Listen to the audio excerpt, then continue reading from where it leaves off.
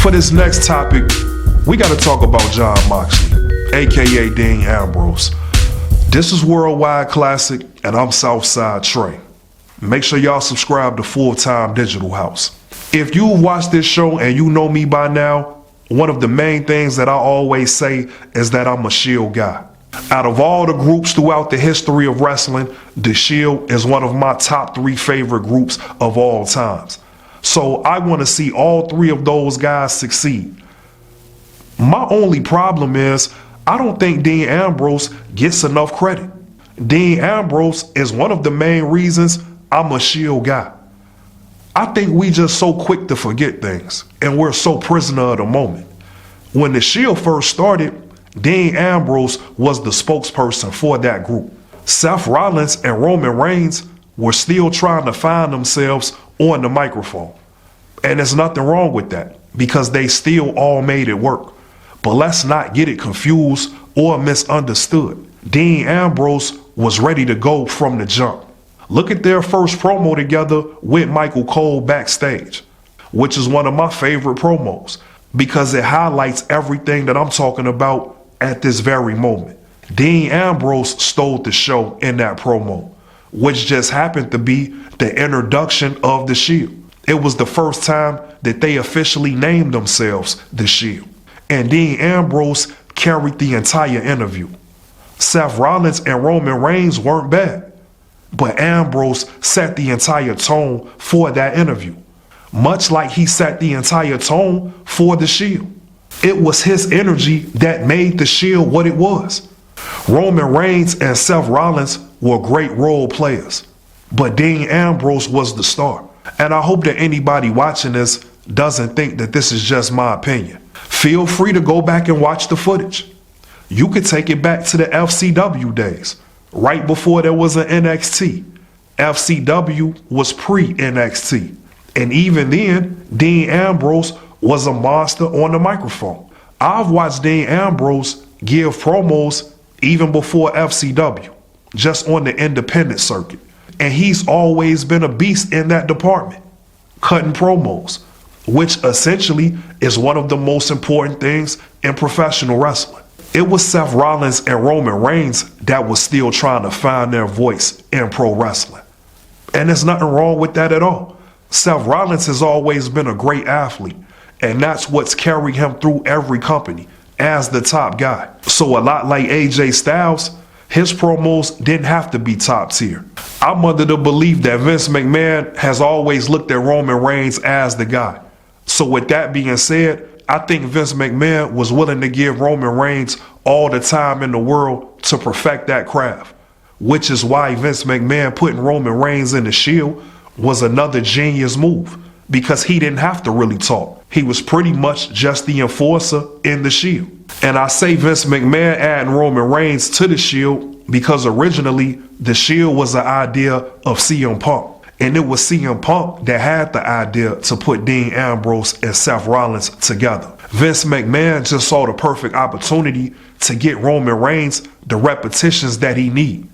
That's why I call it a brilliant move, because you put him with 2 people that was already ready to go. Now, I kind of had to get that off my chest real quick, because the main point of this topic is I would like to see Dean Ambrose come back to the WWE. I think it's about that time. And it's a shame that the WWE don't know what they have in a guy like Dean Ambrose. He's Jon Moxley right now in AEW. I give Tony Khan a lot of credit because Tony Khan understands. Tony Khan, he gets it. And this is why Jon Moxley has been the most decorated champion in AEW. He's won the World Heavyweight Championship there at least 4 times. That's more than any other athlete in the company. And this is a company that's only been around for about 6 years now. But even without championships, it's just about the character. Tony Khan gets it. He understands. Jon Moxley is supposed to be the biggest villain in professional wrestling. It doesn't matter what company it is. It's a shame because the WWE never put him in that role. He was always treated as a joke. Let's just call it what it is. In a strange way, they had Dean Ambrose pretty much be Matt Riddle at that time. They actually tried to have him be a goofy, silly, hippie type of character. Everything Dean Ambrose did before he got to WWE was the complete opposite of that. The things that he's doing now in AEW as Jon Moxley, that's what he's been doing his entire career before the WWE.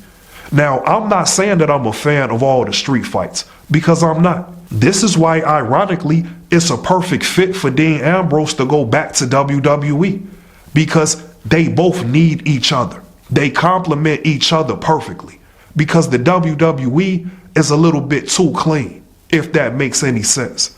Even when they have villains or heels in the company, they still never really feel like a threat. They never feel dangerous. You have guys that are supposed to be heels, but they get cheered by the fans from a week-to-week base. So this is what I mean by the WWE is too clean. Ever since Vince McMahon left the company, we don't get that real threat that you should have when you're a villain in any type of sport. It was a time when Randy Orton was really a dangerous person in WWE. The way that they presented Randy Orton, you really couldn't do it any better than that. And it's a shame that ever since Vince McMahon left, apparently the Viper left with him. And I just don't see how that happens, especially when your chief content officer was a former wrestler that used to hit people in the head with a sledgehammer. Triple H knows exactly what it's like to be a true villain in the WWE. So when I keep saying I don't understand and I don't get it, it's not for a lack of knowledge. It's because these people make no damn sense at all. If TKO is writing the stories, then just say that. Because I'm going to give WWE and Triple H that one cop-out. If TKO is quietly holding WWE hostage creatively, then we need to know that. Because how could Triple H be this clueless? It has to be something more going on than what meets the eye. Triple H said that he would hit his own grandmother in the head with a sledgehammer just to be the world heavyweight champion. This is the type of attitude and mentality we need to see now with the future superstars. So it brings me back to Dean Ambrose, Jon Moxley, whatever you want to call him. Let me just ask this question. For the people that may not agree or don't think that Dean Ambrose is a good wrestler or a great character, y'all don't think that his personality and the way that he is in AEW right now would make the perfect villain in the WWE? Is it really people out there that don't believe that Dean Ambrose could give every wrestler in the WWE their best feud? And this is no exaggeration. If people think that Jon Moxley is too over the top at AEW, that's why it's perfect for WWE. Because they won't let him do all of the crazy shit that he's doing over there with that company. I think that makes for a nice compromise. I think that both sides could meet in the middle, and Dean Ambrose could give you some of the most compelling WWE TV that we've seen.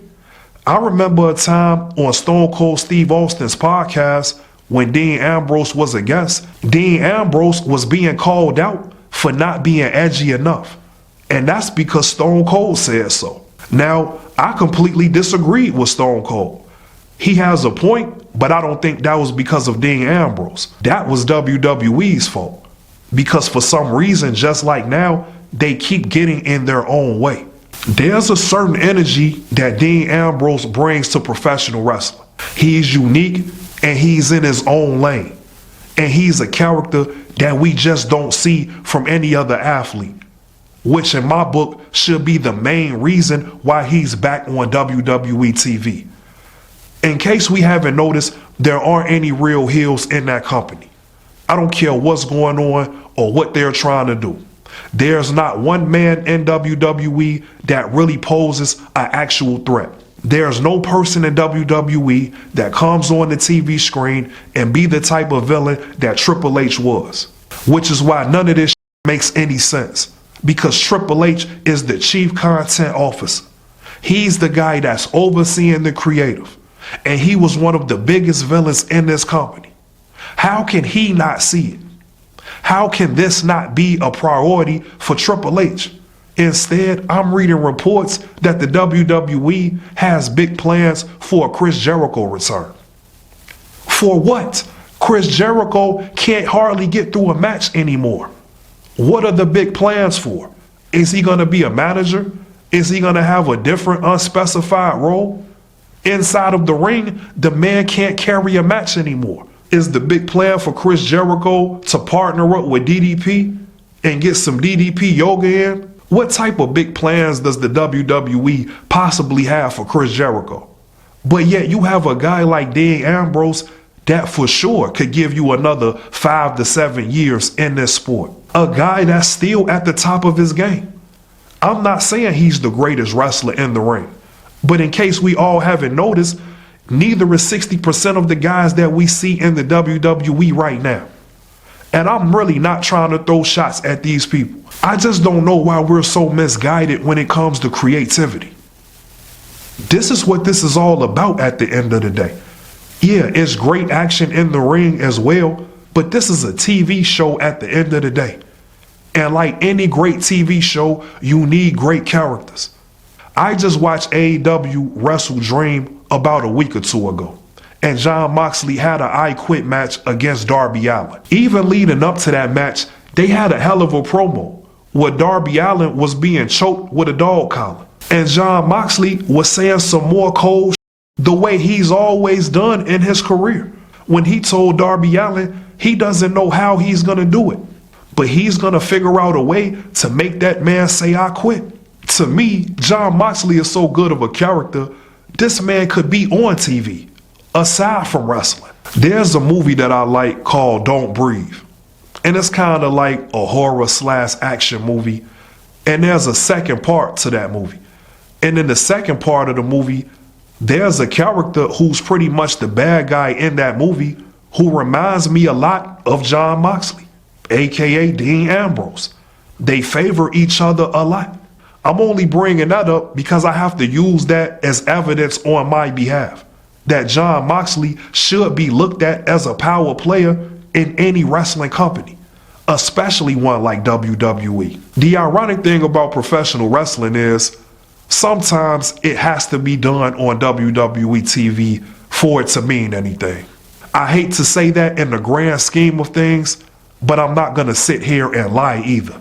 Even when guys are given a chance in AEW, and I'm appreciative for that happening, a lot of times it still just doesn't register because AEW sometimes will just let any damn thing happen. Even guys like Jim Cornette will call AEW an outlaw promotion because they are pretty much just let anything happen, including the I Quit match that we just saw with Jon Moxley, when he pretty much tried to drown Darby Allin in a fish tank. I'm not here to debate that either way. The point is, AEW will just do any damn thing. For all the that goes on in WWE, they still have a certain standard that's just not matched. And maybe it's because the company has been around for 50 years. So they've already set a certain type of precedence in the sport. For any of my wrestling fans that know, I actually draw a lot of comparisons from Dean Ambrose to Brian Pillman. It's something about the two that are kind of similar, because I thought that Brian Pillman could have been that type of villain as well. And he wasn't even as good in the ring as Dean Ambrose. But Brian Pillman had an energy and a character that was pretty much unmatched. You just don't get that type of intensity, and you don't get that vicious side from wrestlers these days. Jon Moxley is trying to give you that feeling over there in AEW. And sometimes he succeeds in doing that. But he has to come home to WWE for it to mean anything. This is still the major leagues, unfortunately. And if it's done right on WWE TV, it lives forever. And it becomes a part of actual wrestling history. John Cena is about to retire next month. And on his way to retirement, he named some people that he said were his wrestling soulmates. This is his words, not mine. Seth Rollins was one of those names on that list. I'm bringing this up because if you ask Seth Rollins who are his soulmates in professional wrestling, I don't think he can make that list without putting Dean Ambrose on it. And I think he would be the first one to tell you that. Because again, regardless of what people think about Dean Ambrose in the ring, with certain people, he just has great chemistry. AJ Styles is another person I thought had great chemistry with Dean Ambrose. That's interesting even when you look at those two names, because AJ Styles and Seth Rollins are two of the best in-ring wrestlers the company has ever seen. This is something that's underrated about Jon Moxley, aka Dean Ambrose. I think he works better with guys that are more technical wrestlers. It's something about the contrast in styles. And I think that's mostly due to the fact that Dean Ambrose is a natural born villain. That's why it's so easy for him to work with guys that are looked at as natural good guys. Some people have said that Jon Moxley versus Hangman Adam Page not too long ago was a classic match. Dave Meltzer even gave it 5 stars, for whatever that's worth these days. Either way, Jon Moxley is still being effective to this day. It's just in the wrong place. Tony Khan has done a great job at letting Jon Moxley be himself. And that's exactly what the WWE needs to do. Of course, they're going to set a limit when it comes to things done inside of the ring. But other than that, a lot like I said with Braun Strowman earlier, just let some of these people be themselves. It's a reason why they got to professional wrestling in the first place, because everything wasn't in a damn script. These guys had to tap into their own personality and figure out a way to get over with fans. So why is it out of the question to let some of these athletes just do what they know best? That's what got them here in the first place. This match that Jon Moxley just had at Wrestle Dream, even the entrance to that match, I thought was amazing. And I thought that's something we need to see in WWE. It was such a basic entrance. It was no pyro or fireworks or fancy lights, this, that, and the third. It was just him backstage with Marina Shafir, who I think needs to come along to WWE right with Jon Moxley. To me, at this point, they're a package deal. And she needs to come over to WWE even for the sake of the women's division, because she's let it be known that she really is a badass lady. And I love that energy, and I would like to see that being brought over to this clean-cut WWE. The women's division needs that as well. And it was just something about Jon Moxley and Marina Shafir making their way to the ring. I thought it was a classic. I thought the commentary team did a great job as well, setting the tone for that entrance. Justin Roberts was the ring announcer. I've watched Justin Roberts ring announce for almost 10 years. And he's had some great announcements, including John Cena and CM Punk for Money in the Bank in Chicago. To me, that might be the best ring announcement from Justin Roberts. But at Wrestle Dream, when Justin Roberts introduced Jon Moxley, I easily thought that was number 2. It was just something about that entire entrance that brought me back to square one. Because I've always felt this way about Dean Ambrose going back home to WWE. I just suppressed those feelings because it seems like it's just not going to happen. And I didn't want to disappoint myself any more than I had to. But Wrestle Dream just reminded me of the missed opportunities that we have as wrestling fans. These guys are not going to be wrestling that much longer. And before we get out of here, I'm going to name 3 guys that I want to see Dean Ambrose have a match with in the WWE. Number 1 on that list is LA Knight, because this is a match LA Knight desperately needs. This is another one of those wasted talents, and it's starting to become depressing to see this. You see guys like LA Knight that have really put in the work to get to this spot that he's in, and yet WWE Creative or Triple H just doesn't know what the hell they're doing. LA Knight got here by being himself. Being yourself seems to be the theme of today. Vince McMahon even tried to experiment with some weird character for LA Knight. Even with all of that weird shit, LA Knight still got to the top of the roster, because that's how talented this man is. But yet the WWE doesn't have enough damn sense to give him the type of opponents that he needs. They don't even have to tease him getting a title shot as far as I'm concerned. It's not about that right now. It should be about building up his resume, giving us classic matches with LA Knight, so we could know when he has the World Heavyweight Championship, he actually deserved it. Not because he's a fan favorite, but because he actually put in the work and gave us classic matches to look back on. We don't have any of those right now. I mean, correct me if I'm wrong. What LA Knight matches have we had that set the tone and gave him the momentum that he needs? When I think about AEW, I think about a match like Hangman Adam Page versus Swerve Strickland. A match that helped catapult both of their careers, especially Swerve Strickland. Those are the type of feuds that you need in professional wrestling in general. There are certain competitors that just complement each other. Ric Flair is one of the greatest wrestlers of all time, and he's had a feud with almost every other great in professional wrestling. This is what has to happen. You have to have great feuds. What's the secret about that? And more importantly, why is that so difficult? The WWE aren't actively putting together real opponents for LA Knight. Dean Ambrose is that type of guy. Dean Ambrose is serious enough and he's good enough on the mic to bring the best out of LA Knight. And it's just that simple. Any wrestling fan worth their soul should know what type of classic feud that could be, especially since Jon Moxley and LA Knight actually have history away from WWE. So these are two guys that might be actual friends in real life. And when you have that type of dynamic, this is when you get the best matches in the ring, because they're willing to do crazier things in the ring just due to the fact that they're familiar with each other. They trust each other enough to test the boundaries here and there. So that's one feud that Dean Ambrose needs to be back for. The second one for me is Jacob Fatu.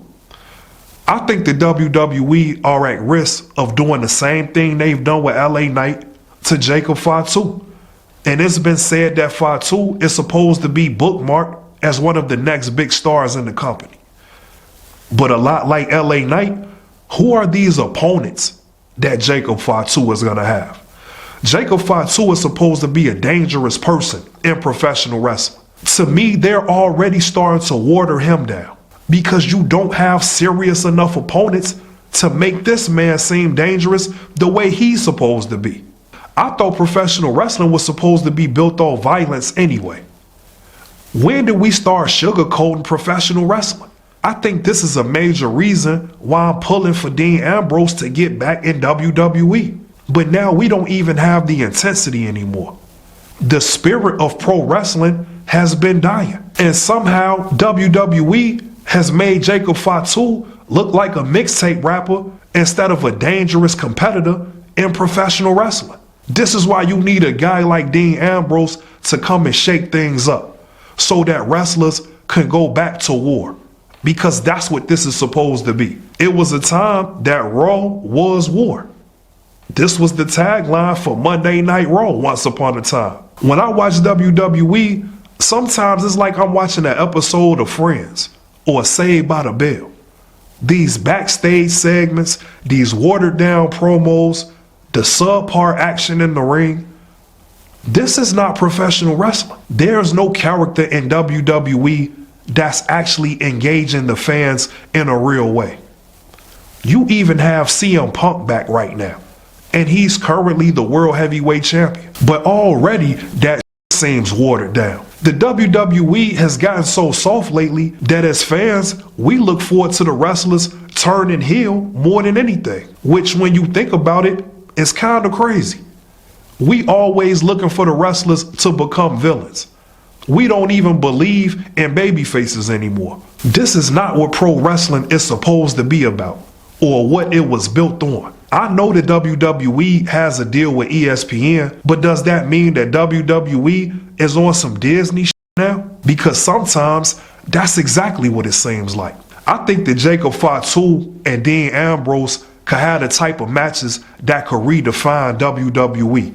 It could be the perfect thing to make Jacob Fatu the type of star we all know he's capable of being. Other than Roman Reigns, I don't even see a real threat towards Jacob Fatu. So I think Dean Ambrose is the perfect person to help make Jacob Fatu a star. Now, the last person on this short list is Roman Reigns.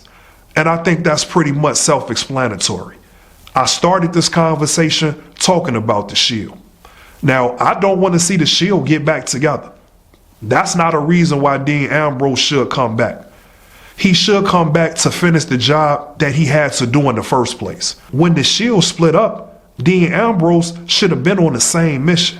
He still should have had Shield energy. Why would you even tamper with it or try to change it up? He was the spokesperson for the group. He personified what the Shield was.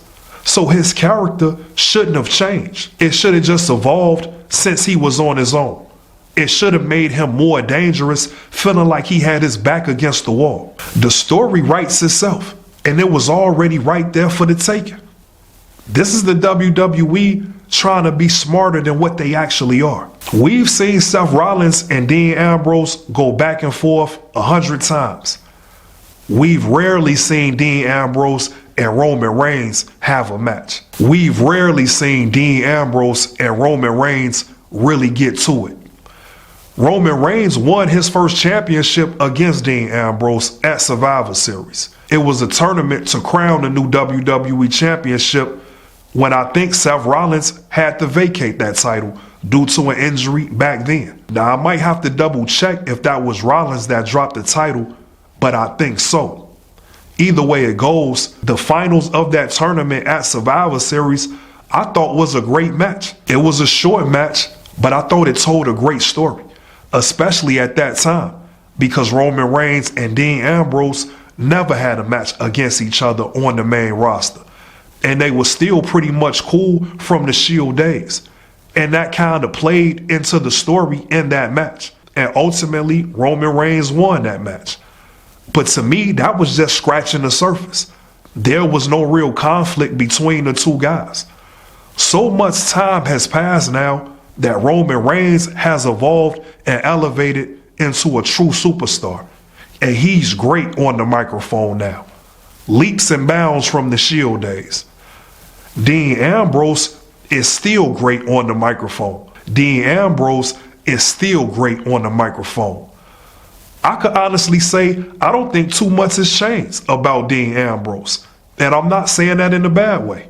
I'm saying that in the way of Dean Ambrose has always had the qualities to succeed in WWE, at least in my opinion. He didn't need to change anything up. He always had it. The only thing that needed to change was the WWE, because they just simply continue to be clueless. I don't know if Roman Reigns gets enough credit how good he is in the ring. And I'm not even just talking about from a moveset perspective. I'm just talking about literally everything in the ring. The way that he sells the moves, the way that he's in the right place at the right time, always. Just the overall IQ that it takes to be the top guy. This is why Roman Reigns is the man in that company. I felt as though Dean Ambrose had all of those qualities as well. It was just never on full display for various reasons. The point is, now in 2025, moving into 2026, I think that this could be the biggest match in professional wrestling. I know that might even sound crazy to people, but does it really? Is it really that crazy that Dean Ambrose and Roman Reigns, two guys that were in the Shield, one of the best groups of all times, can't have the money match of professional wrestling right now? In AEW, Jon Moxley is the man. With all of the great talents that they have over there, Jon Moxley is still the number one guy. And that's evident the way he's been booked for the past 5 to 6 years. So shout out to Tony Khan. You couldn't go wrong with that move. Roman Reigns has been the top guy in the WWE for the past 10 years. So essentially, you're talking about the top guys and the biggest stars in the top 2 wrestling companies right now. This story writes itself. You don't even need to add extra layers to it for it to succeed.